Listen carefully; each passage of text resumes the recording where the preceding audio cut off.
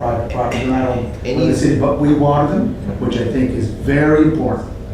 Very important because it's about the beautification of our city. I'm not sure about the Confederation side, but I know anything in front of all those business on big roads, all city land. And so yes, those partnerships with the drop corners and all that. If we didn't have those businesses paying for those flowers and planting themselves, we probably would have done it ourselves at some point in time. I think before that, I think that agreement between DCI and the city dates back to 2000s or something like that. But before, the city would have done that and water them because it is public property. So. And we did offer them to apply for a grant. And we are correct. prepared to give them a Again, grant. Mr. Adams, we have 3 vehicles, water plants. We only have 2. Yeah. We do services in kind for many businesses, which is really great about how the city works with its business partners. This is a bunch of volunteers. They're seniors. They do great work. I cannot, up until 218 it was being done, and then after 218 everything just dropped because it's under the act or something that now governs. I'm just asking again, we need to, one of these days we're going to have hot week and we're going to all die, and guess who's going to get the blame? Us. Your Worship, go ahead, Chair. Your Worship, also the fact that there's 3 levels of government, of course. There's the federal, provincial, and municipal. We're the municipal government at the bottom of the rung of the ladder.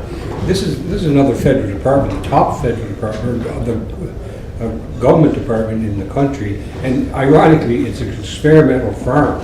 If anybody should have water for plants, it should be an experimental. They don't use the farming. Well, the point is this. Yeah, the point is the federal government has a lot more money than the city of Charlottetown. And I'm not trying to be hard to get along with or everything or anything, but I mean, we've done our part. We provide the flowers. Yeah, that's part of it. We do that for other organizations too. I'm just saying, look, it's water. Yeah, I know. And it's federal land, but it's not the experimental farm. The experimental farm is now in Harrington, 1,500 acres. So that's where the farm is. This land is just lying dormant. It was to be taken over by Canada Lands Corporation. We don't know where it's at. It's, again, great volunteers, seniors. We've been doing this for 20 plus years. We've been doing it up until 218 and everything changed. The world changed. So we'll see if we can try to marry up a potential partner for them, Your Worship, and we would pay for it through the grants piece of it, so we all have that discussion. Sorry. Scott, before you get to the roundabout coming in from North River, and where our sign is, which says "Welcome Charlottetown," that's all our property also, is it? So we don't own that property. Oh, we don't? No. We have an agreement with the Upton Farms Corporation to have that on their land, and we're currently working through that process right now with them to update the sign on that land. That's on the right-hand side coming in, That's correct, yeah. No, like the only reason I asked is my wife and I, when we were going to Marin last week, she just said, but we own all this property too. Yeah. The grass is all cut and everything, it looks very nice. I said, I think so, now, the grass being cut and signs are. No, Okay. we don't own that. I'm just trying to satisfy my wife. No. Councilor Yanko. I'm just wondering why the closed session agenda item is in closed session.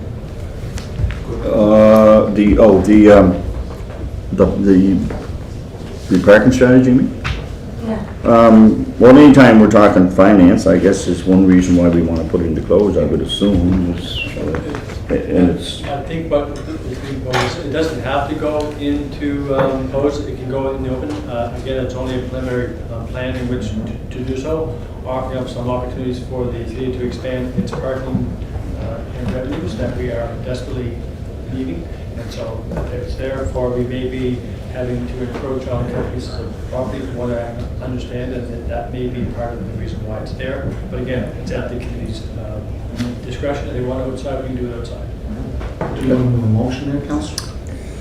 Unless the chair has another opinion on it. No, Scott, you okay with it in the open? Or? It can be in the open, yeah, I'm fine with that. Okay. Yeah, then I'll motion that. Okay, motion here to move the downtown parking strategy to the open session. Okay, good, and I will need a second here. This is not probably appropriate for this meeting because it's an operational question, but I just wondered if, with your permission, I could just ask Scott a quick question about East Royalty. Okay, can we, Put it somewhere? well, actually, we can still do this under business arising from previous minutes, okay. So, that's fine. just before, let's deal with the motion first. So I need a seconder for, moved here, seconded by the mayor. All those in favor of moving that to the open? Aye. Great, good, thank you very much, everybody. And, before we come out of business arising from previous minutes, you can ask your question to Mr. Sure. Adams. I know, I'm just asking for Councilor McCabe, she asked if I could ask this. I know there's been some requests for speed bumps out in East Royalty because of all the construction, and I know there's a process to follow, and just wondering if there's any way to expedite that, just with all the dust and... So we have our traffic counters out, I believe they went out yesterday for doing our traffic count, and that's key piece of information we need before we deploy our speed humps. So Okay. that's already out, so we have Okay. expedited as quickly as we can. Yep. Great, all right, I'll pass that on, thank you very No much. problem. Thank you. Okay, so no more business arising from previous minutes? Okay, we'll move into reports. Sidewalk construction master plan. So we'll let Scott start off, I would assume. Certainly, thank you, Chair.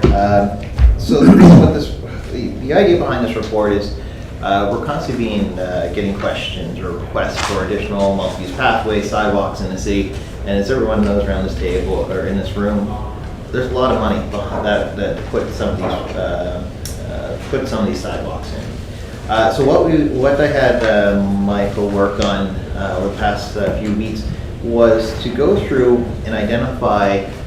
We kind of put some parameters around it and said, identify any street that would have a fair amount of traffic on it that wasn't a dead end, or either a cul-de-sac or a dead end street.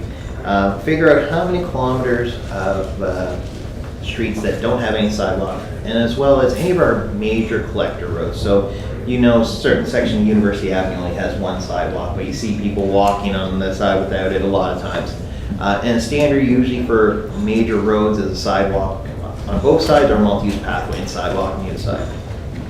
And why we want to do this exercise is I want to bring to committee and council to show, here's actually how many sidewalks, kilometers of sidewalks that are missing. And every time we get requests for these sidewalks, this is how much kind of money, what we're talking about for, to do the construction. So overall, we found about, so right now we currently have about 147 kilometers of sidewalk multi-use pathways that we maintain.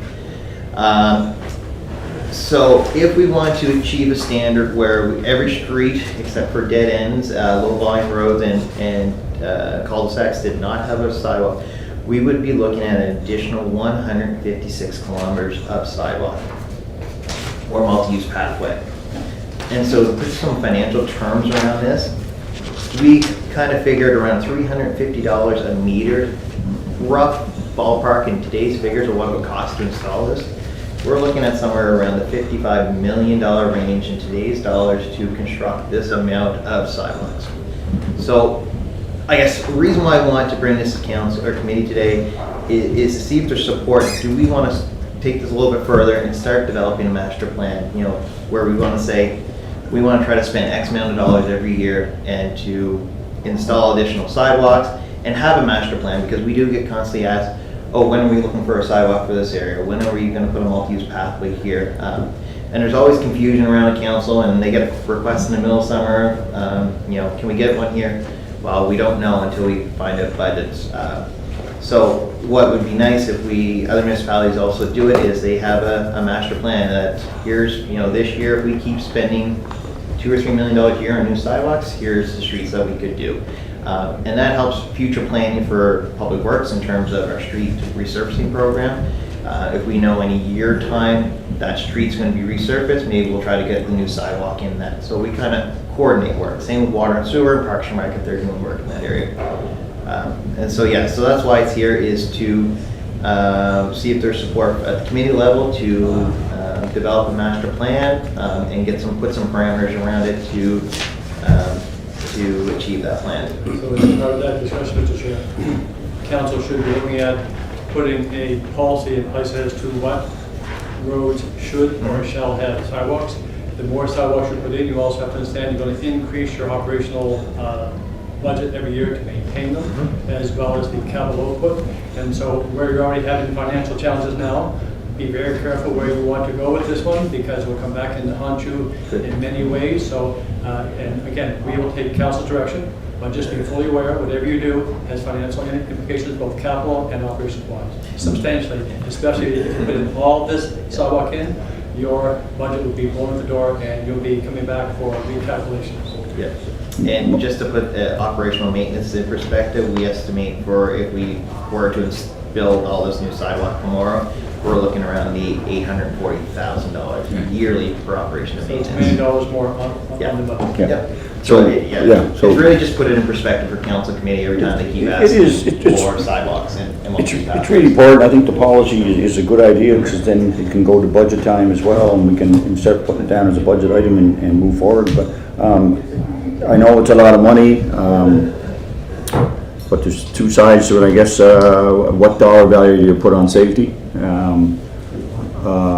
You know, there's a lot of streets that have been around a long time, and there's, you know, their kids are being dropped off on buses, and there's no sidewalks, and so, you know, it's a balance. You know, we have to kind of you know, tread softly, as Mr. Kelly said, because of cost, but at the same time, a lot of the newer homes that are coming in subdivisions that require sidewalks are also generating tax dollars. So, I mean, as you move forward, but it's a really good policy, I think, because it really gives everybody an idea. Wow, you just, you know, it's not as easy saying, oh, let's just go put a piece of asphalt down that street, because, you know, For those new areas, Mr. Chair, they should be paying. And they should be paying for their own, that's right. Taxpayers should not be paying for those. They Yeah. should be fully at the cost of the development. so would that include that, Scott, that Yes. extra one? There doesn't include the newer, Not any, so we only, what's existing for city roads right now. is So existing, okay. As Montgomery Heights expands, that would be above and beyond, or any other area in the city expands, that would be above and beyond these numbers. So they- So as we develop that policy, we definitely, that would be one thing we would be looking at, is making that change in that policy to say new developments has to be installed by the Right, by the developer, right. And then that would be, then we would make a recommendation of planning to adopt Yeah. that in the bylaw. Yeah. And Mr. Duffy would like to ask a question. One other concern I have, and I'm sure the other councilors probably would do, and that is, like, I have 2 or 3 parks in my ward that have no sidewalks on either side of the street surrounding the park. Some don't even have entrances into the park. To me, they're things that should get done for safety reasons. You know, they're using private road more or less to get into the park. So I kind of, you know, I think this policy is a great idea. Move forward, and because it is, the safety cannot be pushed aside. But anyway, Councilor Duffy. I agree with everything you've just said, Mr. Chair, with the exception of no matter how long the road is, I don't see the economy in sidewalks on both sides of the street. Like on North River Road, for example, you don't have sidewalk on the east side, you have it all on the west. Now, there is some on the east once you get further out. But to have sidewalks, say, on North River Road on both sides of the street, when the flip side of that would be only one side of the street, the busiest side of the street, because it can be no longer than 66 feet, the walk for a pedestrian to come out of their home where the sidewalk is on their side of the house, I'm sorry, it's not on their side of the house. They only have to walk across the street, then that's on Highland Avenue where I live. There's no sidewalk on my side of the street, Right. and it's not an encumbrance to have to walk across the street to get on the sidewalk. So we could save a lot of money if there's one sidewalk on one side, regardless of what type of street. Yeah. And I guess, just Pardon? to answer, Mr. Mayor, sorry, I'll go for, just to answer, maybe Scott, would depending on the size and the land that you have In the available land on use, one side? land use is very important. Yeah. So commercial area, you definitely want sidewalks on both sides, Right. because it's a benefit for both pedestrians, because they're trying to get through, you know, they may be trying to get to 2 or 3 businesses on the same side, and may not have a sidewalk. Right now, Capitol Drive, for instance, we only have it on one side, Right. and there's a lot of people that are walking on the opposite side, which is a very dangerous thing. So something that we are looking at in the near future, putting a multi-use pathway on that side that's Yes. missing. So it depends on land usage, and the crossing width is really what you want to look at, and also traffic volumes. So typically, most jurisdictions will say commercial areas, all your major collectors, so University Avenue, Queen Street, Allen, Capitol, you know, those streets that have a high volume of traffic and also equivalent high volume of pedestrians, you would want to have it on both sides, just because you're gonna have so many, you're reducing the amount of crossing points at that point in time. The number of crossings that pedestrians have to do, which is the goal, to eliminate or reduce that number of pedestrian vehicle interactions. From my viewpoint is you cross the street once, and when you're on the side of the road that has a sidewalk on it, and the businesses are over there, you stay there, you don't come Correct, back yeah. and forth, Exactly, And I see it on my street all the time. You never see anybody coming down Highland Avenue on my side of the street. They come out of their house, if it's eight houses up, they will cross the street and get on the sidewalk, and then go visiting on that side. Yes. I think it's a lot of money. It's like, if it's half, it's $28 million. Well, no, this number here, the 156, is looking at majority of these streets are actually just local residential streets that don't have any sidewalk at all. And so the policy for those ones would solely be one sidewalk on one side. It's only for your major collector roads that we would put in the policy 2 sidewalk. And most of them already have them now anyway. There's a few gaps here and there, like University Avenue, for the most part, the full length does have 2 sidewalk. There's just a couple gaps that we need to fill in, so. But if you look at North River Road, Scott, Yeah. North River Road at Brighton Road up to Queen Charlotte High School, there is no sidewalk on that side, and nobody Yeah. walks on that side. No, exactly. You know what I There's mean? not much they're trying to get to, yeah. Well, they're walking on the west side of North River Road Yeah. to get themselves up to the Harwood Apartments. Correct, yeah. But they don't go, like, it'd be unheard of. I've Mhm. never seen, I've lived in that area since 1955, I've never seen anyone walk on North River Road, and I'm heading out of town on the right-hand side. Correct, It's just yeah. unheard of. On the east side. Yeah. On the east side. It's just, that's just the culture we have around here. If Yeah. there's a sidewalk, you get it on the sidewalk, and if it's not on your side, get across the street. Yeah. And I'm not trying to be hard to get along, I Yes, just, no. Yeah.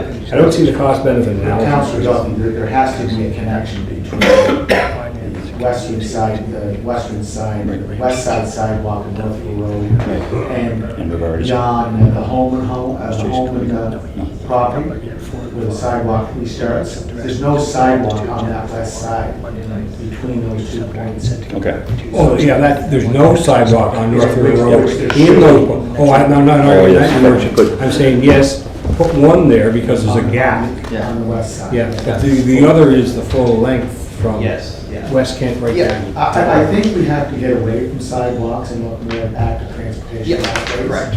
Because sidewalks pick up for pedestrians, so we can make it more a combined system, like we're doing, hopefully we're looking at that Capitol Drive, Spencer Drive, south side between That's correct. Queens Arms intersection, right to the Confederation Trail. Absolutely. So we've actually already started some of the design work on that, and it is a multi-use pathway.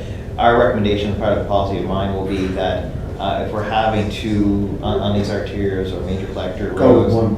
one would be a sidewalk and one would be a multi-use pathway. So one side be dedicated to pedestrians, because some people don't want to mix with with cyclists at all, or you have the option to go walk or bike on the big pathway. Like, Mount Everett Road would be a fine example. They already have a sidewalk.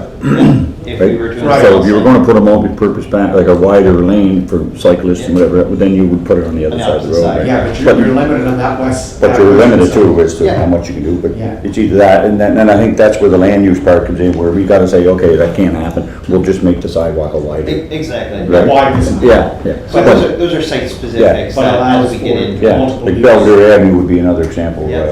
of a street So that's if got we- sidewalk, but. Yeah. And if I could just Yeah. finish, Councilor Yeah. Prince, it's, you know, when I've campaigned 3 elections in East Royal, and that multi-use pathway to nowhere on McCray Drive. Yes. Stops like the one at Brackley Point Road. Right, yeah. You're on your cycle, and then the next thing you're in Yeah. a ditch, right, because it stops. So we Well, find that should be finished a number of years ago. No, I know. Yeah. And because McWilliams Road, they put a multi-use pathway Yeah. up McWilliams Road to the west Yeah, side. yeah. And so there's no connector, and then you have neighbors in that area Yeah. that do a walk, Yeah. but when they get off the McCray multi-path that goes nowhere, Yeah. they're now on the side of the road, and there are trucks going up and down, vehicles going up and down. So, you know, if we're gonna do something, let's finish it. Yeah.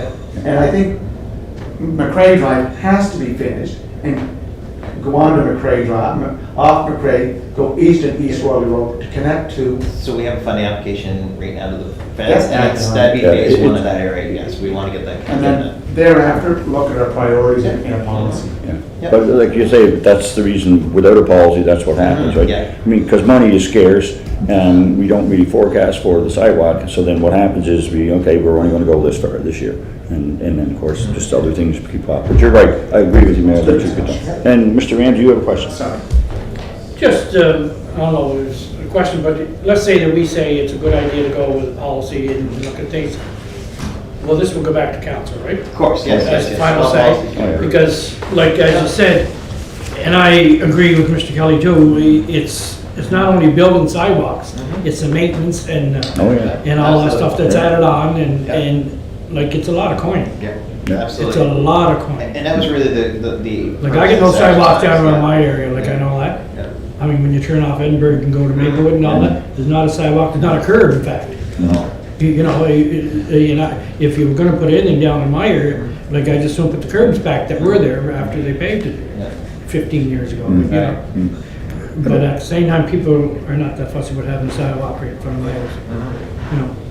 Yeah, it's, every community's got to, but at the end of the day, I think how your subdivision was built years ago, Kevin, compared to what it is today, people younger people that are moving into your ward, they wanna walk the streets, they wanna. Oh, 100%. Right, I mean, it's a different, so, but anyway, I don't know where we're at, guys, So what we can take the feedback and the questions Yeah. and discussion, and we'll take that back and take a stab at drafting policy. Yeah, there's nothing gonna happen this year. No, No. no, this is kind of getting us ready for Yeah. future budget Yeah, seasons. and then- So that's why I want to start talking about it Right. now, as budget seasons, they creep up very quickly on us. Yeah, creeps So we up want to quick. have some time to put together a good Yep. draft policy to bring back. Because our operations budget is what?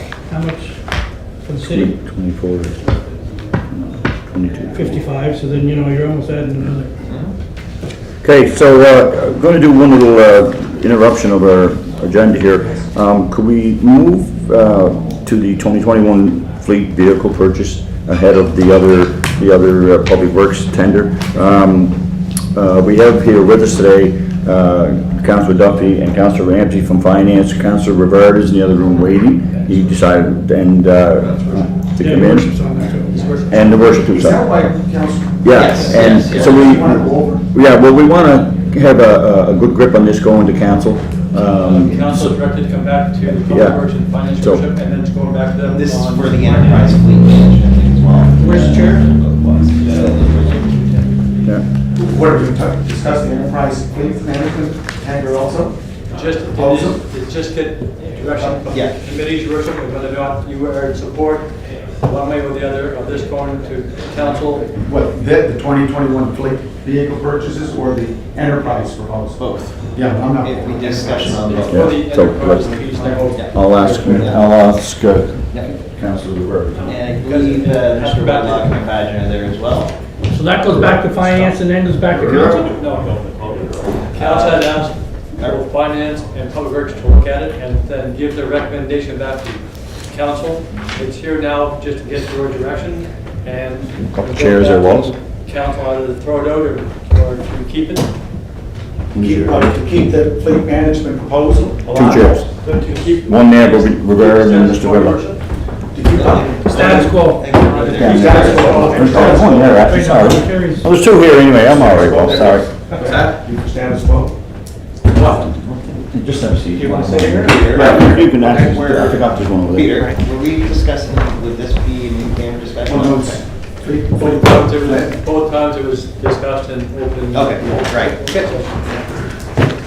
So again, it's here just to get direction, to send back to the council for a Monday meeting on whether or not the public works and the finance are recommending to go ahead with, down the road to partner or to enter into an agreement with enterprise or to keep the status quo. That, we just need direction as to what you wish. We have Stephen Welldock and Stephen McFadden here to help with any information you may require from the discussion that happened at the last meeting. So we're here at your discretion. Can I start off? You sure can, Mr. Mayor? Not for the fleet management through the enterprise, I think that's quite fair. I think that we can buy locally. And of course, we've been told we're going to be buying locally because it's going to be built through the dealerships. So I'm for buy local, stay local. So I guess Stephen and both Stephens probably can share some light on that. That was a big question that they had, the dealers when they were in, was they don't believe what fleet management was saying, that we would be purchasing locally from the dealers here in Charlton. They don't believe that? No, So my understanding is that Enterprise has the opportunity to take advantage of commercial pricing. Right. But they still look at the local dealerships when they source the vehicle. Whatever, I guess, happens between the dealership and the commercial part of their head company is more of an internal thing, that how they're compensated, what markups they get. That's really nothing to get control over. I can understand commercial pricing is probably, the profit margins are probably less than you would get if you go on the lot and just bought off the lot. Enterprise, because of their size and the volume they do get an advantage in pricing. I see that as sort of giving us that benefit as well, contracting with them. It is a statement of fact. This is what I've been told by the account executive, and I have no reason to disbelieve that statement. That they still source with a local dealership, but I don't know why he would tell me that it wasn't true. So I'm going on the fact of what was told to me. Right. One other concern they had was why did we just stop at Fleet? Why did we not look at, or Enterprise, sorry, why did we see what other companies out there do? Okay, so Right. the reasoning behind that is FCM has formed a procurement group called Sourcewell. So Sourcewell, on behalf of all municipalities across Canada, has the opportunity to participate in the project. So Sourcewell has already gone through the procurement RFP process according to government procurement. They followed all the procedures. I have the scoring, I have the evaluation, I have the tender.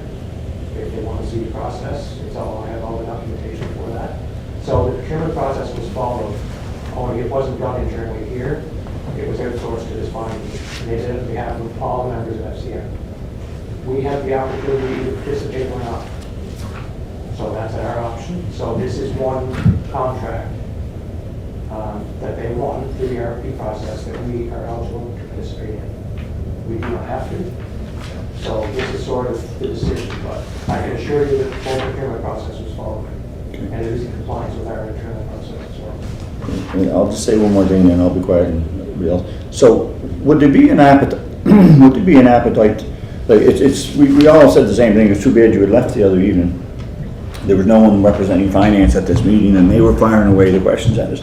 And they had quite a few questions, so I wonder, is there some way that we could organize another meeting so that we have the right people in the room with them when they have to ask these questions? This is on to Monday night.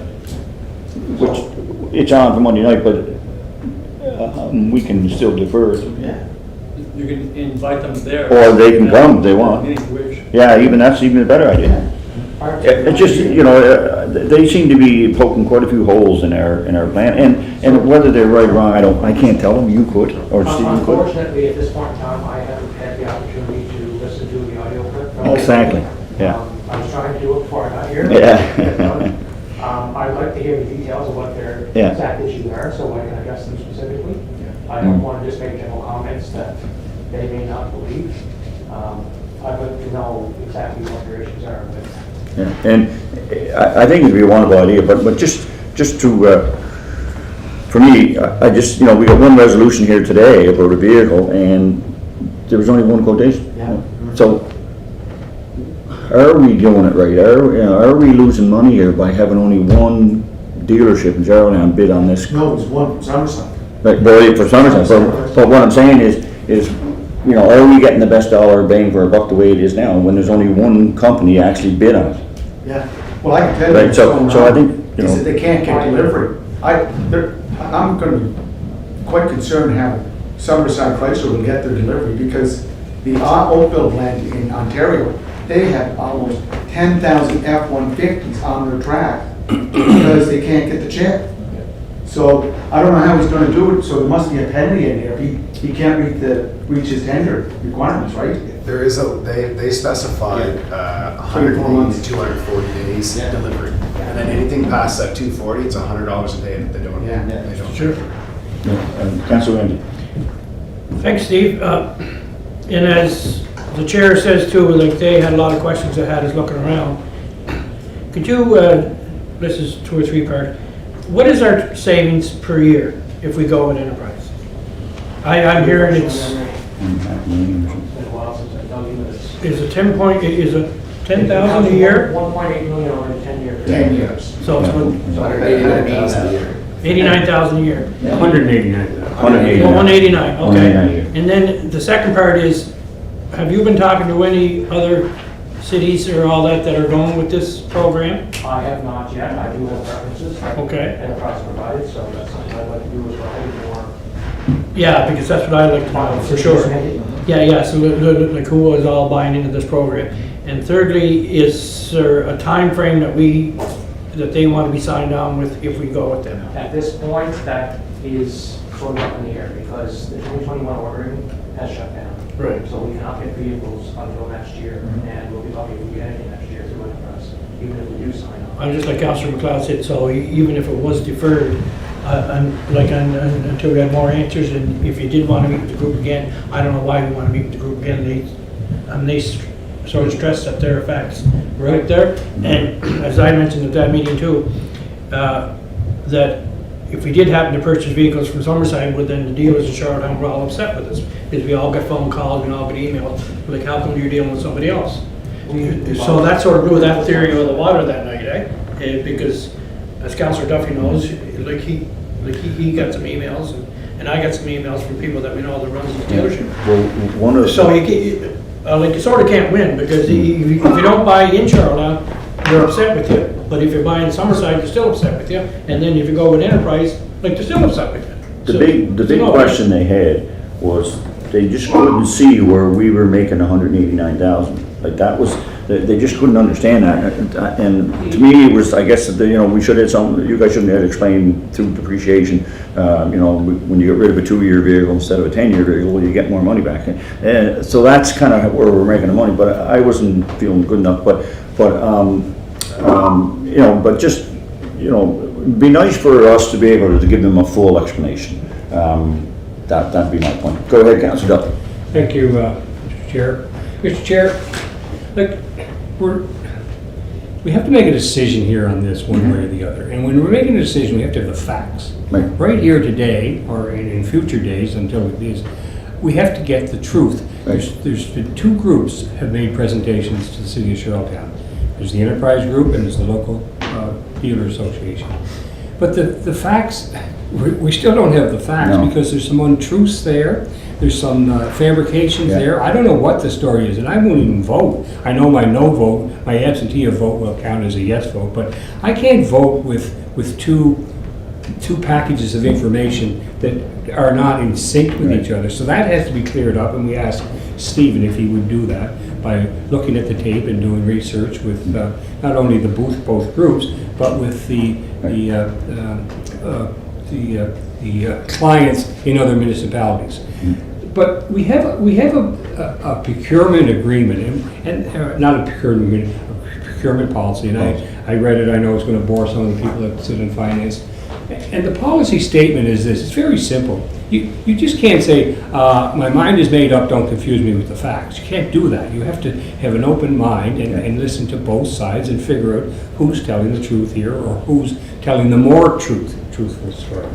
And the policy statement says the city of Charlottetown recognizes that the taxpayers of this city expect and have the right to receive a high level of service at the lowest possible cost.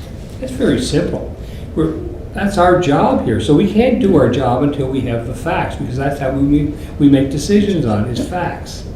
So we have conflicting positions. We have the procurement policy to guide us, not only to guide us, but to state what we're supposed to do. And until Stephen comes back with his, if he watches the tape, he speaks to all parties concerned, both parties, which is fiction, which is fact. That's all we want to know, and then we can take it from there.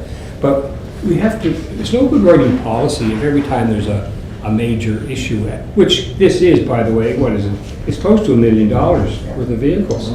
This is a big deal. You just can't say, don't, you know, like I said before, my mind is made up. I don't care what the truth is or what the fiction is or whatever. So I would say we don't even talk about this anymore until Stephen comes back with his information. He's been busy with other things, auditors, that sort of thing. So give the guy a chance, and we can argue here till 3 o'clock this afternoon. No. Further ahead. Chair, I don't want to, but just on his point, Councillor Duffy, we do get two evaluations.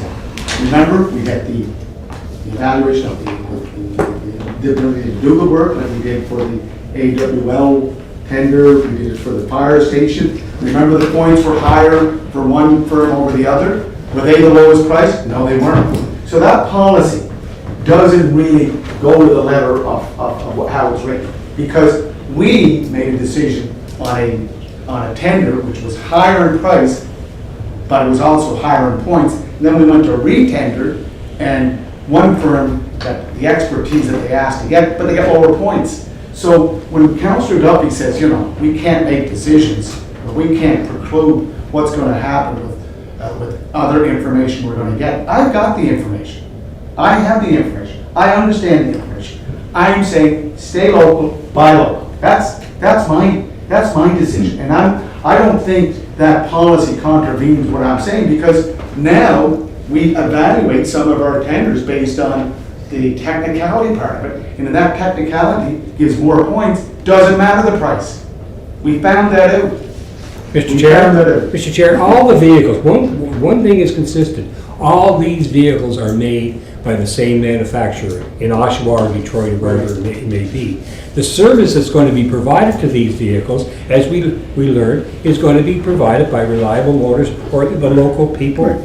So there's no evaluation to be done. It's going to be the same mechanic on Mount Everett Road doing the service work to the truck or whatever, as no matter what company it provides. No, but the point is that policy doesn't apply to everything. The lowest price. It says a high level of service. It's right in there. But the lowest price is what you alluded to. No, it's a high level service and the lowest price. Yeah, the lowest price, because the lowest price doesn't always dictate. We found that out with several tenders. Yeah. And Councillor Duffy, now the $187,000 saving is based on the number of vehicles we buy. If we buy less, we don't get that $187,000. I didn't see that anywhere. But anyway, That's how it would be based. That's just Yeah. mathematically. so, My understanding. There's Is gonna be that in the that right, proposals. Steve? It's based on the volume. Oh, yeah, it has to be based Yeah, on the it's volume. based on the volume. Yeah, But- based on something. Well, the volume's going to be the same no matter what Right. outfit you take. so Some years we don't if I- need that volume. And it'll be both the same in that year too. Councillor Blair would like to say a few words. First, Stephen, did you want to just? I just wanted to say yeah. that the volume does dictate the savings, yes. But on a per vehicle basis, when we roll these over, it's the equity is where we're saving our money. We can take that, put it in a new vehicle, and maintenance costs stay lower. This is where the major advantage of these savings comes from. Yeah. And yes, there is a plan to turn our vehicles over and get them up to date so that we realize these savings. If we don't follow this and we go with lower volume, we're not going to achieve the same savings projection. So, based on their plan to get us where we need to be to get these savings, I think is, I'm on board with it. Yeah. I think it can be realized. Yeah. But again, it's the volume of the term. I'm going to let Councillor Rivera speak, but we certainly would like your input on from the tape and on their questions for sure. Councillor Rivera. Thank you. So the one thing we got to keep in mind too, and this is what I asked last meeting, this is what was presented by the association, was the fact that they simply stated that we never asked them to offer any kind of fleet service that we represented by Enterprise. Okay, so they said they do have the ability, okay, to be able to do what Enterprise is doing, okay, if given the opportunity. So we've got to make sure that if we're comparing the two pieces, that we're comparing, it's not a case of just buying versus what Enterprise is doing. Right. If the auto dealerships say that they have staff in-house that do fleet management, and this is an opportunity that we've never given them, then I think that's very important that we make sure that we at least get their quote or their financials savings compared to that of enterprise. Makes sense. Can I just respond? to You, that? sure can. So, the way I see that is that FCM put this tender across Canada. All these large dealerships in the program had the opportunity to bid. If they didn't take advantage of that, then I would see that as our responsibility to make them aware that these tenders are out there. I wasn't even aware at the time the source was this tender. This sort of came to my realization after the fact when we were contacted by Enterprise. Okay. I would suspect if they have fleet management services to offer, then they should have responded to the source water. So- Anticipated, been evaluated, and scored accordingly. That needs to be explained to us, right? Yeah, but sorry, Chair, but I'm not gonna sit there and say no to the association, the local dealerships, because they didn't bid on something, maybe something that they weren't aware of. That's true. Because maybe when the tender went out by FCM or whatever it was, the information was maybe around fleet management companies, and these companies are not fleet management companies, but they have fleet management expertise within their own place. So I don't think we're comparing apples and apples. Yes. And again, I do support local, and I have, and if the numbers are close enough, I'd like to continue supporting local. I just think that we need to make sure that we're comparing the same things. Yeah, so what I'm going, sorry, Mr. Ed, go ahead. Yeah, so just to add to what Mr. Wedlock was saying, too, one thing, if you, enterprise accesses all makes and models. So when we looked at the review, you got your Fords, your Dodge, your Chevs, and each of them have different prices, and that price can vary each year depending on the commercial discount at the corporate level. If you go to if the local Ford dealer, the local Chev dealer if we did a tender and one of them was the successful, then we're gonna end up with all one from model for the next 10 years, which poses a big challenge. We don't know if we're getting the best rate, corporate rate every year.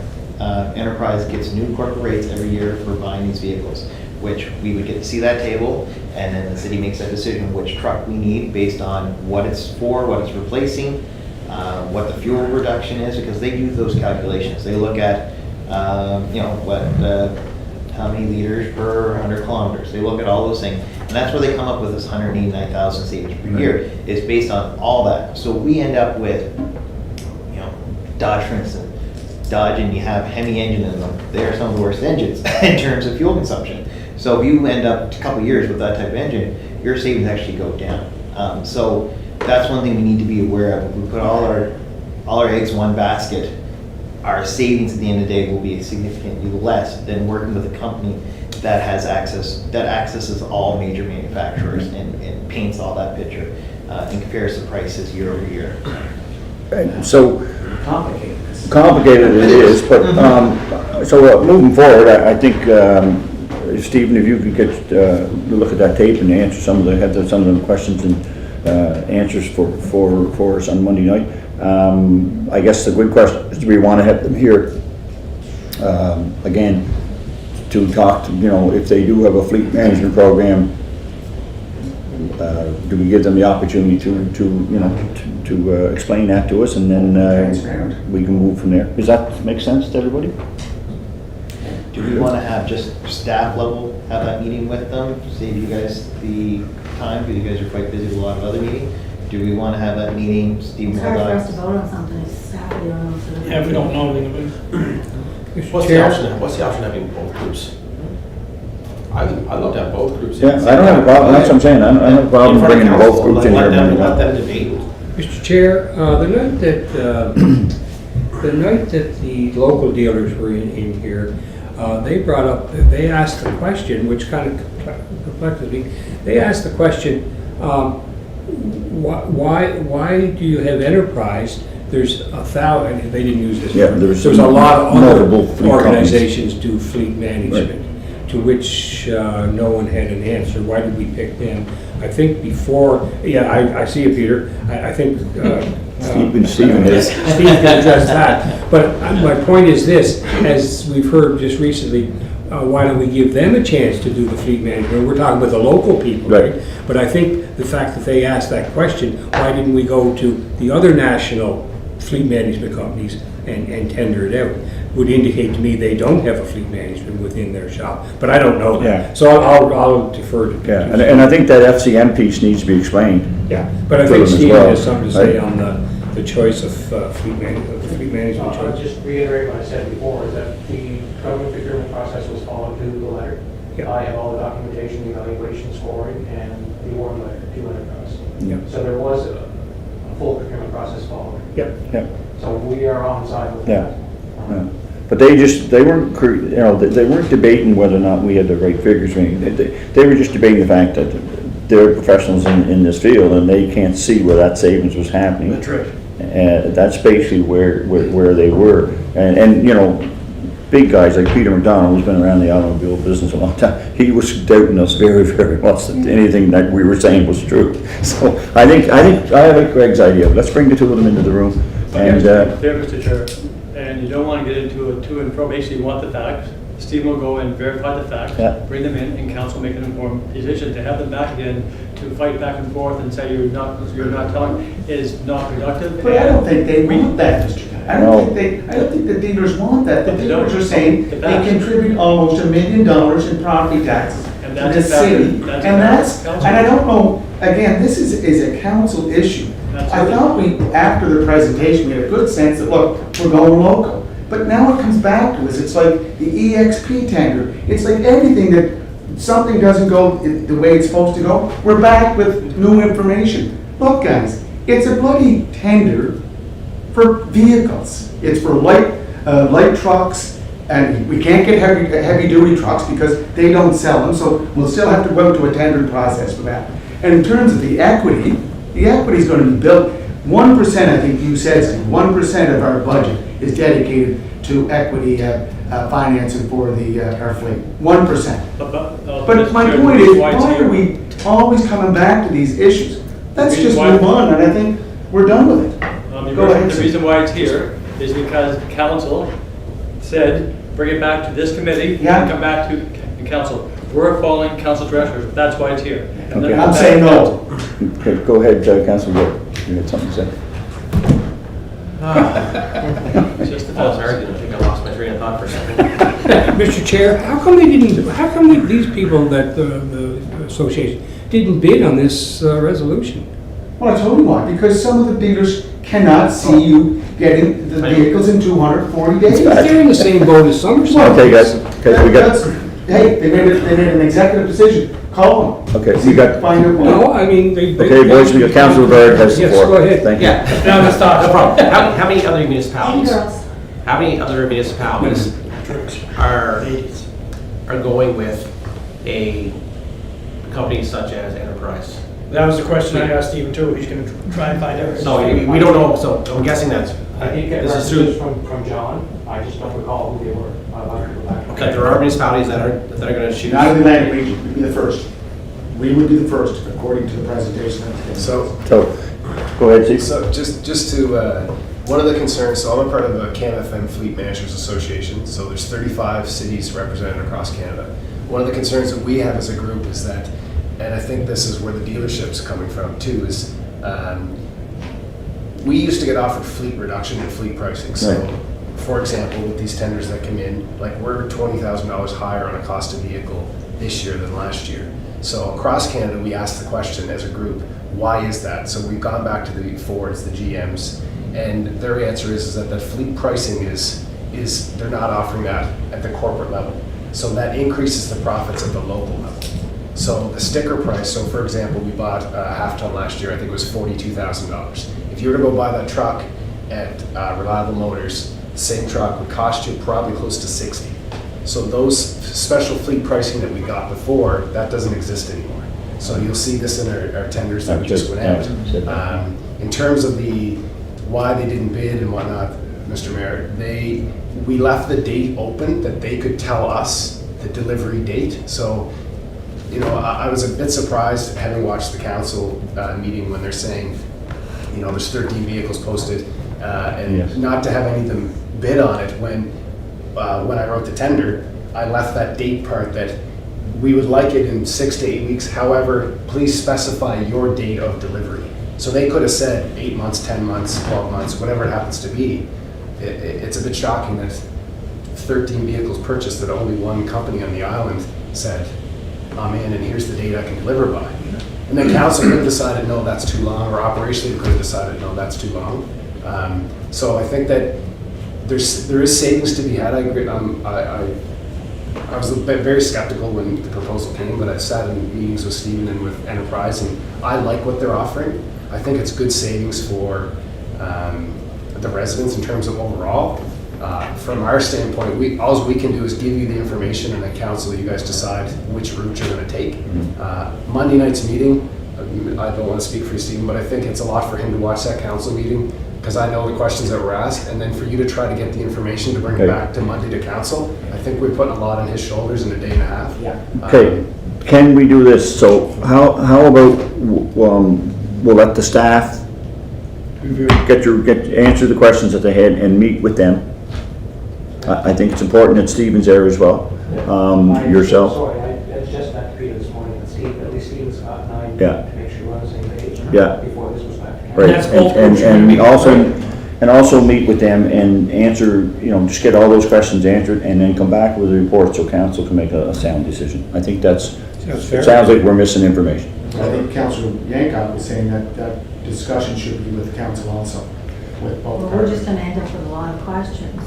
Yeah. I just worry that we're gonna bog down the staff again with even more questions, Yeah. because we're not there to answer. But if they met with those two groups, And they should have all the answers for you. and then we would meet with these 4 people again, Yeah. and say, no, these were our questions. What is your answers that you received back from those groups?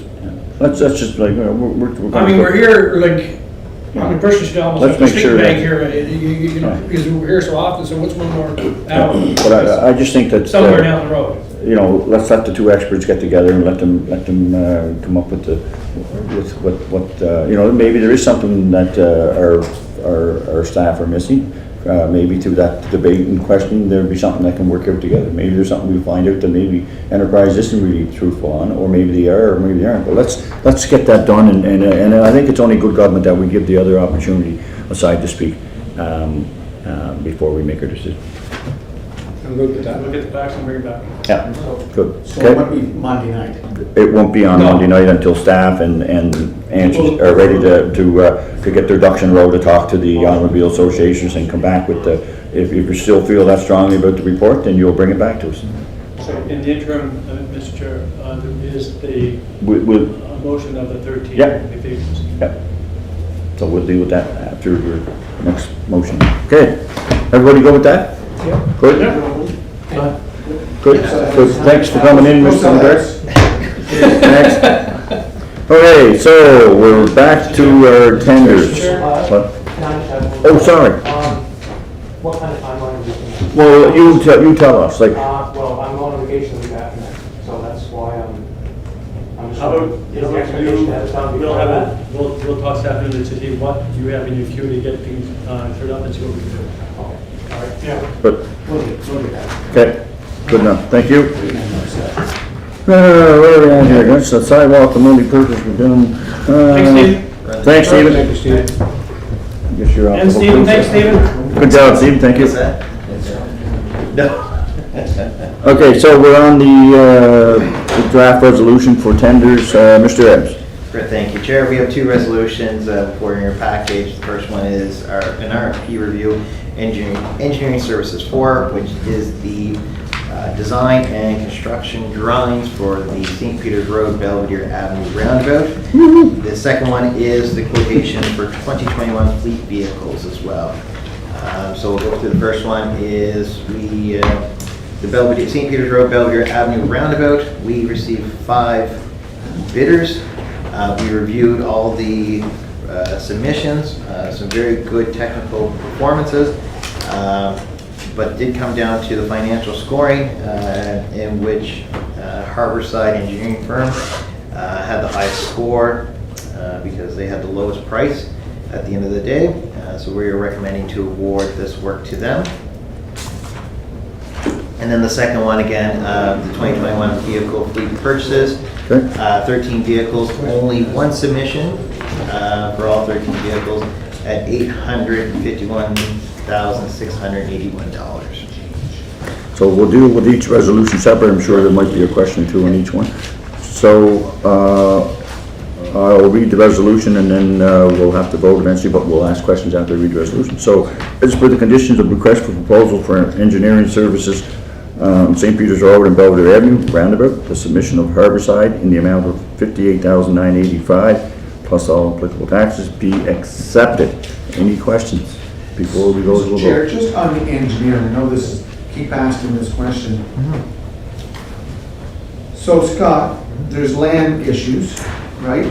And I know we asked the administration to look at expropriation and the process of expropriating Yeah. the property owned by Wilson, is it? Wilson? Wilson Esser? Shingles, yeah. So that would be part of this, but the engineering would need that property, correct? So first option, we're gonna look at seeing what we can do for footprint with the existing property. Without expropriating. If we can. We want them to design this to meet current standards, of course, but we are gonna ask them to look at if that is even an option, if we can get the geometry to work without it. Yeah. If not, we will ask them to look at reducing the footprint or the amount of land that we may need to as little as possible. Yes. So Scott, the engineering firm that looked at this first, I think, were they not out of New Brunswick? So there's been two engineering firms that looked at it. So both of them did take into account the expropriating of the land. So I think what happened, both those reports were done to identify potentially how much land would be needed Right. for a future roundabout. So they identified that we have to expropriate that land. At that time, yes, that's correct. Why would it be different now than that time? Standards have changed, traffic volumes may have changed, so there's a number of things that could have changed it, so we will ask them to review that again if we can reduce that footprint. So again, as chief engineer, do you know if we've started the process to expropriate the land? I'd have to refer to Mr. Sure. Kelly. Who? Mr. Kelly, yeah. Your Worship, the reason this is being done as well is that we hope to refine what we need. If we're going to go forward, we want to make sure whatever we're going to, if we need any at all, to make sure we have the right facts in place. If you recall last time, they say they did impede their business operations. Our intent is to try to refine the project, to pull it back as best as far as you can, and that way we may not have to go down that road, whereby we would save the taxpayers and all parties substantial dollars. No, Mr. Kelly, if I remember correctly, you were asked once or twice to start the process. But we have, if we're going to They're- expropriation, we have to. What you're telling me, you haven't started the process. Your shipment has been started, but in order It has legally? we have a preliminary plan that was done. Before we can go forward, we need to know what we need to the letter of how much we need and the plans from the surveyor. Until we finish this process, we won't have that, Your Worship. Two engineering firms told us that we need the property. Now we're thinking that we Those are don't need preliminary. the Those are property because preliminary. Those are design and preliminary. specs have changed. Those are So preliminary. have you started the process? Yes, Your Worship, those are preliminaries. Okay. This is So now we're the gonna factual. find out if there's any room that if we can. Absolutely. Thank you. There's only the one Just wanted to property we're make that discussing, clear. Mr. Adams, is there? That's correct. Pardon me? Or Mr. Kelly, there's only one property that we're, Yeah, Sorry, that's a good question, that's correct. yeah. thank you. Okay, any other questions? No, Oh, Elena, no. Councilor Inc. Is there any reason why when we get the breakdown of these submissions, I'd be curious to know, so the points for Harborside, they got their 15 points for obviously having the lowest bid, but what were the costs for the others? Because what if they were just $1 off? I wouldn't mind seeing the actual. So I can provide that, but roughly, Englobe was the second lowest, they're around 89,000, so almost $30,000 more. The next two were at 196,000, so that was CBCL and EXP. And then the final one, RD Anderson, was, I believe, 210,000, roughly. So significant difference in pricing. We did question it. Everything seems to be in line. We reviewed the RFP document. Everything is in there. They've checked all the boxes. All the work that we identified that needs to be done was clearly stated how they would do it in the RFP document. So we are very confident and comfortable with recommending to award to Harborside. And so just to follow up on that question, in the future, when when this information comes to us, could we have Absolutely. another line item? Yep, yeah, we'll make sure for future Yeah. future resolutions, Good point. put the Yeah. pricing, yep. Yeah. Okay, thank you very Good much. point. Yeah. I mean, that was my that was my question too, because I echo Anna's Yeah. thing, because you'd be good to know, if you're out by $1 or out by, or, you know, things like that. Yep, Yeah. I'll forward around the exact amounts afterwards, after the. Yeah. I mean, for the future though, too. Yeah, we'll make sure that I'll even update this resolution so that the We'll go- backgrounder will reflect. the- I'm just gonna Yeah, suggest that. yeah, Good. we can do that. Yeah, Yep, just to absolutely. supplement your point, Yeah. Mr. Chair, the Councillor Yankoff makes a good point, because we did have a tender that we approved here, that was approved in finance, then it went back because some numbers were mixed up. I think Harborside was mixed up with Coles, like the numbers, but we didn't have the numbers in the package, so, yeah. Good idea. Great point. Thank you. Yeah, Appreciate that. good point, because I brought that up at the public meeting. Sorry. Okay, so, moved by myself, I need a seconder. Mike Duffy, I guess, according to this thing here, but whatever. I don't think you can. No, you can't. Oh, I can't move, that's right, I can't, that's right, so you'll move it. Seconded by Councilor Duffy. There, boy. All those in favor, please put your hand up. All those not in favor? No, so we're good. 4-0. Okay, so the next one I'll read off and then we can go again. That as per the conditions of the request for quotations for the 2021 vehicle purchases, the submission of Summerside Chrysler Dodge in the amount of $851,681, so $851,681, plus all applicable taxes be accepted. Any questions on the resolution? Councillor Rent. Still blows me out of the water. There was about 10 dealerships here that 13. night. And there's only one come in from Summerside. I know. Like, this just amazes me, because this is a big contract. This is near $1 million. But And I'm just saying,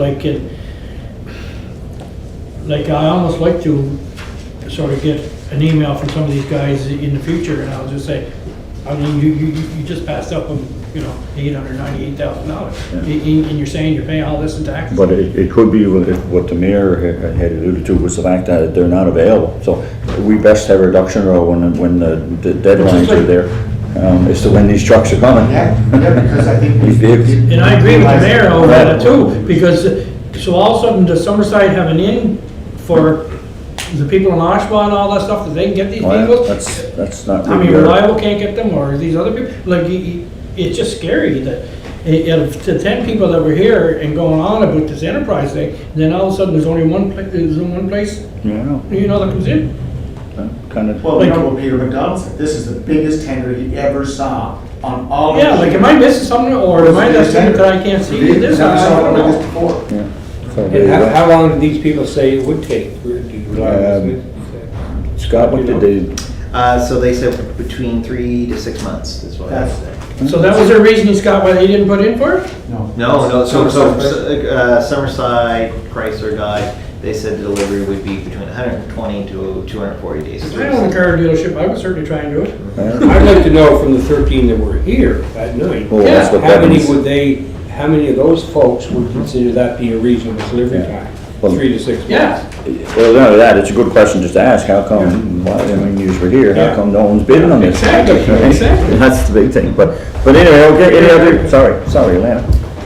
Councilor Yankoff. And Peter Kelly has Well, something in to say. terms of the scoring for these, is it the same idea, you're getting the extra points if you're ahead of somebody else in the answer? Is there extra points again for the lowest price? There's no points for that, Mr. Chair, this is just straight question. This is a tender or request for quotes, So this is a so, tender that's based yeah. only on Price. the lowest price? Correct. It's not about the service they can provide, it's not about anything That's else? correct. That could be certainly a reason why the other ones don't, because, I mean, sometimes the lowest price is not always the best way So to we've go. always, for fleet vehicles and such, we've never had any issues or question from Okay. vehicle or any of the local dealers. This is the exact same form, it just gets changed year and year to year and updated, of course. But it's the exact same process we've followed since I've been here, request for quotes, and Okay. I think before I was even here, they did it as well.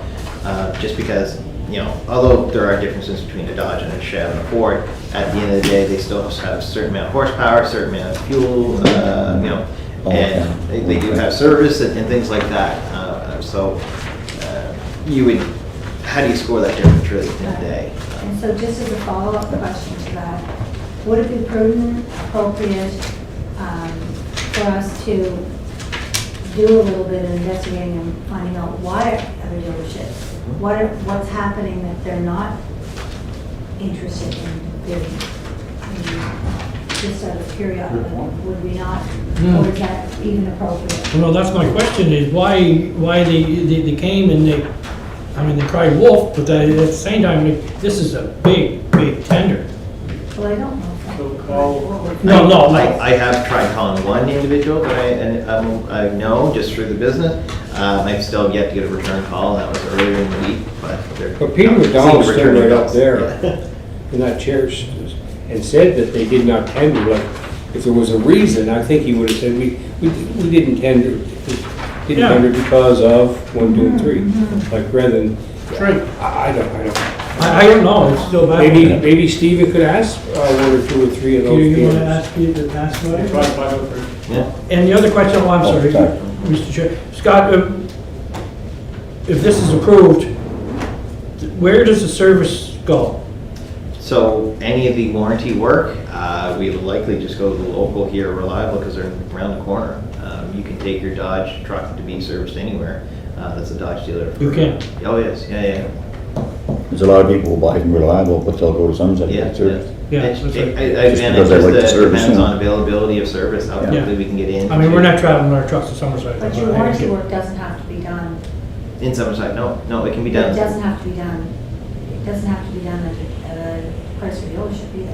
Not necessarily, no. You can get it done at a licensed mechanic, but there's more hoops to follow to Yes. get that reimbursed, so And can it's. some of that warranty work be done, is that done within our own licensed No, mechanics? we send any warranty work outside, yes. Yeah. Yeah, Okay. that's what warrants. Okay, Mr. Kelly. Mr. Chair, Scott, I think we need to do a couple other things with this. Sure. The budget amount was how much? So the problem is, so there's 13 vehicles. Some are for, 6 are for Public Works, so we're within our budget as Public Works. Parks and Rec they are, I think they're about $10,000 short on theirs. And Water and Sewer, we had not heard from them on what their budget was available at the time. So before this goes ahead, you have to understand that we're over budget to any degree as to where, if you're moving for more increased capital budget, we should know how much of that is being asked to be increased. So we have a bit more This is work capital on this. Capital. Before, so we'll get that information. If we want to move forward with these 13 vehicles, we'll gather the information, give it back to the committee before it goes to finance, and you can either say continue or not. So we're not really voting on the resolution today? You are subject to clarity. The on- final clarity of. And it moves up to finance anyways, right? Correct. Yeah, Goes this is just moving up to Yeah, finance. so we're just recommending, so. Mhm. But we need the information. which we're Let's requesting. see Yeah. again. Hmm? Yeah, That's all right. so, okay, so, we need a mover and a seconder. I'll move that. I'll second. Counselor Duffy moved it, seconded by Counselor Ramsey. Under the information that we get back, Yeah. that. Yeah, it'll go to finance We're gonna and find their money. this will go to finance So first. modify theirs. And Okay. to see whether or not we are going to have the extra money to put into our budget. Yes, and if not, we'll have to go back. And Scott, you said that Public Works is okay with their. Yes, according to the note from Steve McFadden here, I'm just reading, yes, we are okay with our fleet purchases. Okay. Yes. All those in, Chair, oh, sorry. I just might, would it not be a better process that this doesn't even come to us for discussion until we have all the information? Like, we don't have part of the information, so we're voting on the idea that the rest of the information is gonna come and it's gonna go to finance. Yeah, that's true. I'm just wondering why we wouldn't have it all and Yep. then move it on, Yeah. you know? Well, the rest of the information would be, yes, it's the new money's there, no, the new money's not. Right. We don't want to see it. We don't need to see it when the money, it's not going to go anywhere, is it? Till the money's there. It just goes to finance. Doesn't matter. It's all, it was just voted to send it up to finance. Yeah, and if finance can't find the money, then you got a problem. The money will have to be allocated. Yeah. This is to approve what the chief engineer wants for vehicles for Public Works, Parks and Recreation, and water and Sewer. wastewater. Okay, WW. Okay, all those in favor? sure. 4, all against, none. So, done 4-0. Okay. What's next on our, so we're going to we were gonna go to close, but we're staying open, so, the next item in our reports is the discussion on downtown parking strategy. Is that, Scott, you wanna take that? Yes, thank you. So Sophie, over in the corner, she has been working diligently on this project. Just a little bit of a background here, I believe it was 2008, there was a parking strategy that was done for the city. It was, the park strategy was done in cooperation between the city, DCI was involved, CADC was involved. And out of this parking strategy, a number of recommendations were brought forward, not many were implemented at that time. And then this report kind of fell by the wayside, so we tried to revive it. I had Sophie update a lot of the information in it, as well as everyone knows, there's been discussion about the number of free parking that's been ongoing downtown, all-day parking, a number of issues that have been brought to our attention in recent years about what the city wants to do with that. So I guess what we're doing here, what we have is a base document that we worked on how to improve our current parking strategy, but also expand the paid parking area around downtown core. But what we want to also do, and I'll go more in depth on that report here in a second, but what we also want to do is take this base document and also kind of revive this committee of DCI, CADC, and work with other individuals in the downtown core to get input and get support from various stakeholders that would benefit from this program. And we did have a previous discussion with DCI, Don Allen, who had been involved in the original group. And she has had some good recommendations at the time that we think as a final report would make a great, would be an added benefit to both the city and downtown users, especially the businesses. So I guess where I'll start is kind of our preliminary, what we're thinking. So on the big map there drawing, you'll see 3 zones that we've kind of created, A, B, and C. B is kind of our existing core downtown metered parking. The A zone is kind of the area around the provincial buildings, down around Terry Fox, Rochford, Kent Street. And C is the zone around Holland College. These are the areas with the highest percentage of all-day parking or limited parking available during the year. So we looked at these areas to expand paid parking and as a way to better manage our parking downtown, cover costs of resources for maintaining that, the signage, the commissionaires, all this that takes a lot of resources to manage that, and also reinvest some of these funds that we recoup through these that we generate through these expanded parking area to encourage, maybe to help businesses with their parkings. I know one of the suggestions Don Allen suggested was bring back the coin system that we gave to businesses. Or there was another option where business owners could sell to their employees a $5 a day flat fee flex pass. So essentially, it would allow them, it really benefited the people in the service industry, where some of them work for 2 hours of the lunch hour, leave, and then come back downtown. Well, if they're parking downtown at a parkade or something, sometimes it'd be hard to find a parking spot or cost, it just costs a lot more. So a reduced rate to be able to park and let those service workers, a lot of them do make minimum wage, so it's a way to help support them and keep them working in downtown area. So these are just some options that we're looking at. But again, we want to try to revive that group and provide a great overall plan that is supported by various individuals. So I guess about the zones, so we'll talk about A first. So A is, again, the provincial building. We would recommend either a pay and display or pay by plate system. So we'd have pay stations, various corners. The reason why we would keep this area is you can park all day if you want, but you got to pay for the service to park there. We also thought of an option where If they are parking all day on the street, we could do a parking pass. So limited number of parking pass for Zone A that, an individual wants to pay. It's maybe a slightly reduced rate, but they could have a placard in the window, and that would be, they wouldn't have to go to the meter every day. They could just put their placard in the window and park on in one of these metered or restricted parking areas. We also looked at, again, if we have accessible parking spots, they would still have a meter rate by the park, or like a coin meter rate by their parking space. That's just for accessibility so that they don't have to go to a pay station. We would also propose a similar system for the Zone C around Holland College as well. And for Zone B, kind of the changes for Zone B would be a couple of them. Currently, a lot of side streets right off Queen Street especially, they're jam-packed with all-day parkers, and not many of them are metered at the moment. We do get a lot of complaints from residents as well. So we would look at making sure we improve residential parking, as well as making these spots metered parking areas.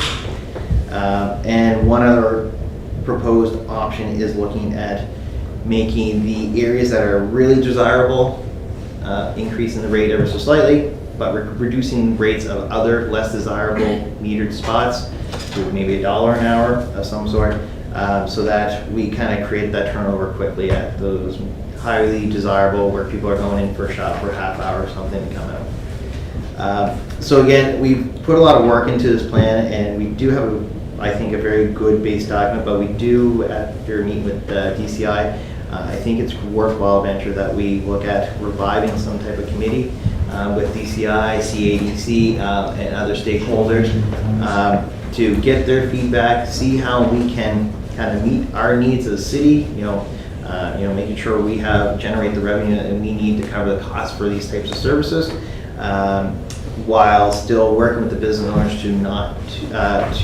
dissuade another business from starting up in the downtown core. I have a question, so there's questions in all three zones really, but so as far as like down in front of the provincial building, so your church, they're going to have a funeral, so would that just stay the way it is? They would gaffle onto those parking spots and not allow people to park? Is that? Yeah, we would definitely could write that into a policy. Yeah, if they're having a funeral that day, right now they already usually block off those spots, which right. we permit. We would still permit them. So around those areas, we wouldn't be putting parking spaces painted because it's just a paying display. It's not a metered zone. Right.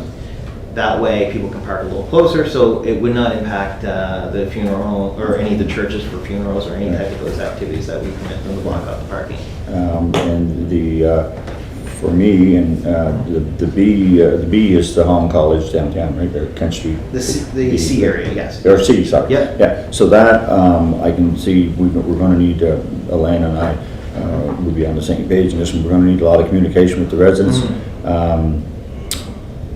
It's always been a problem, and a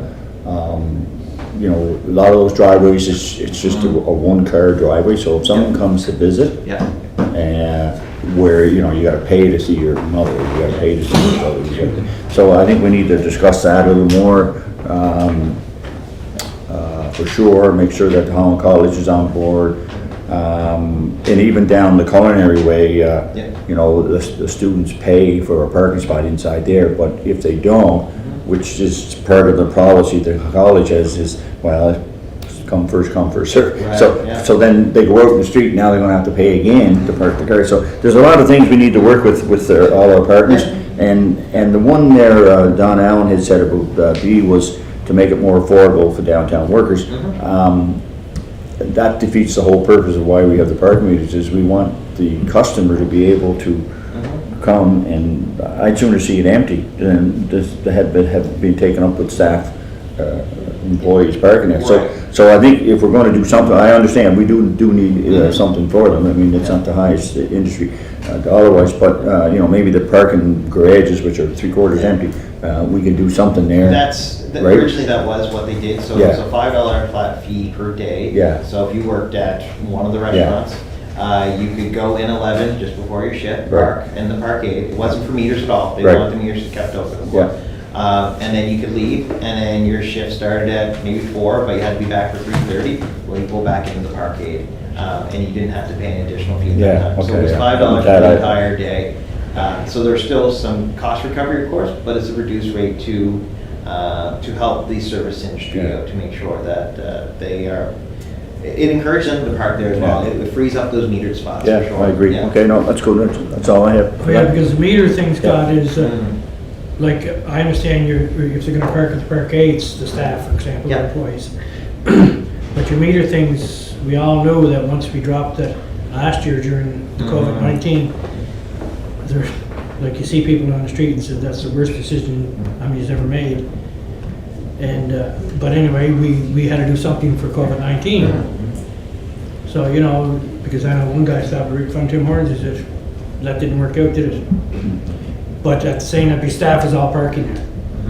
You know, which is, was sort of defeating the purpose why we did it. We wanted to bring people downtown and all that stuff. That was the free parking there? Yeah. Yes, Yeah, yes. that was what was happening, that was, Yeah. you heard, I heard a I lot mean, of but those. the parkade thing is great for Yeah. the $5 for the employees and Yeah, all That's a that great stuff. idea. Yeah, I think it's a great idea. Yeah. but So We these are should some of leave the the meters ideas. the way they're going. Yeah, so these are some of the ideas that we want to still hear from the industries, the local BI groups, and get those ideas. Those are the people that are hearing the complaints, and also those are the people that, if we get their support, that's a lot of support behind these types of projects that we really need. Yeah. Because it's important to recognize that, the parkades are not going to be that busy.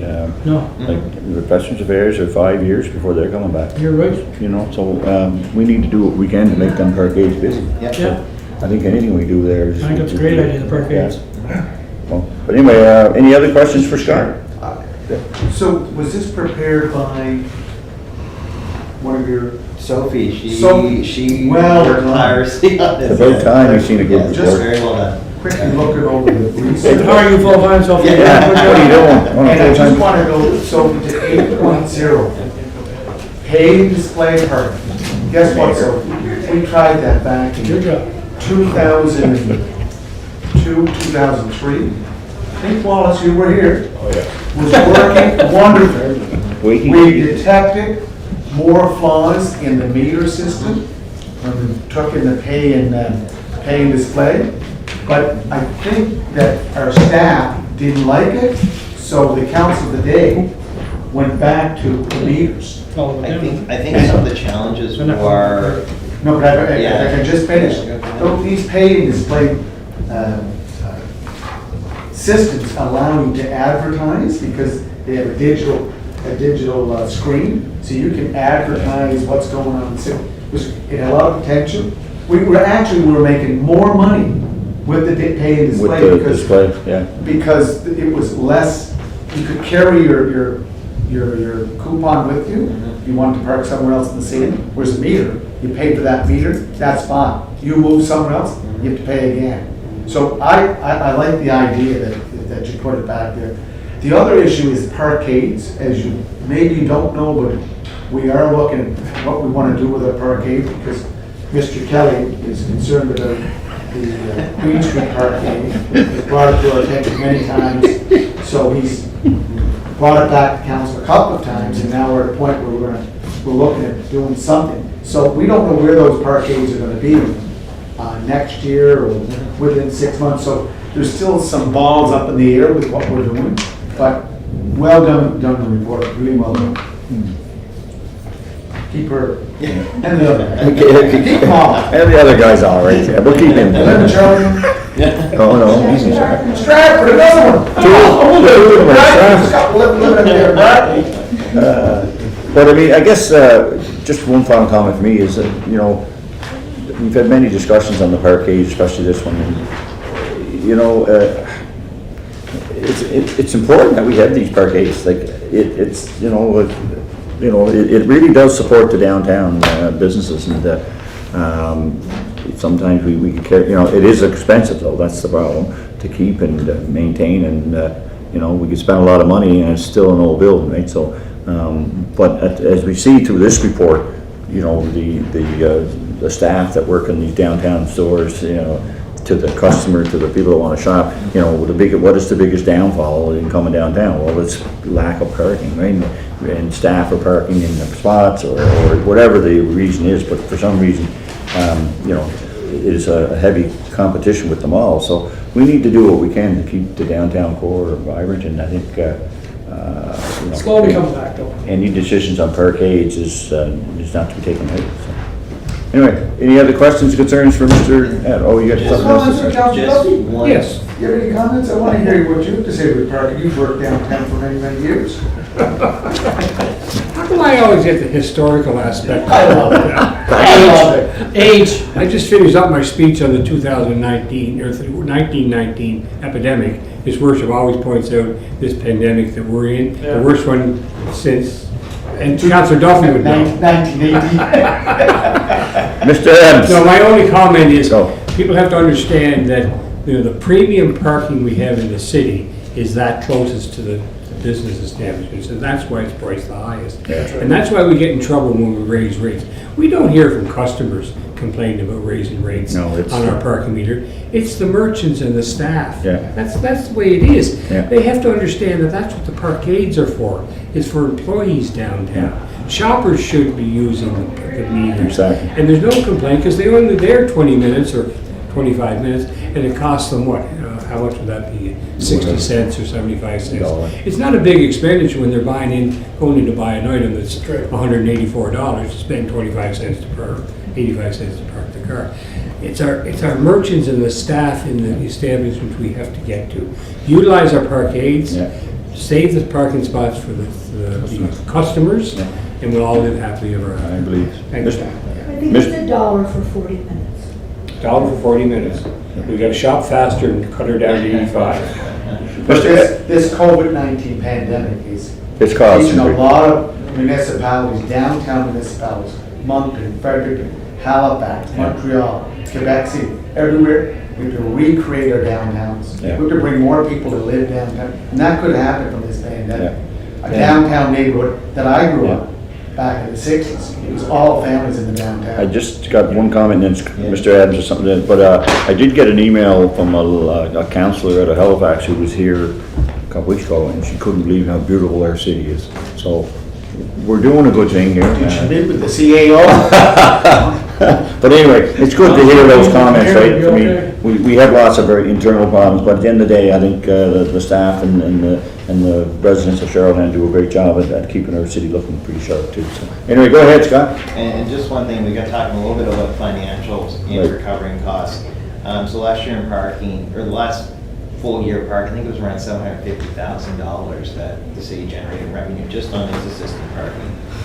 By expanding these areas and assuming an 80% or 80% occupancy, we could be looking at 1.9 million a year. So Yeah. that's some significant dollars to invest in our infrastructure, to improve, Transportation. provide additional incentives for the businesses and their workers Transportation. to set up shop downtown. So those are some things to really keep. It's all part of that discussion with Yep. all the It's players. Yeah. Absolutely. Yeah. For maximum potential, so at least Yeah. say that 2. Depends on the occupancy rate.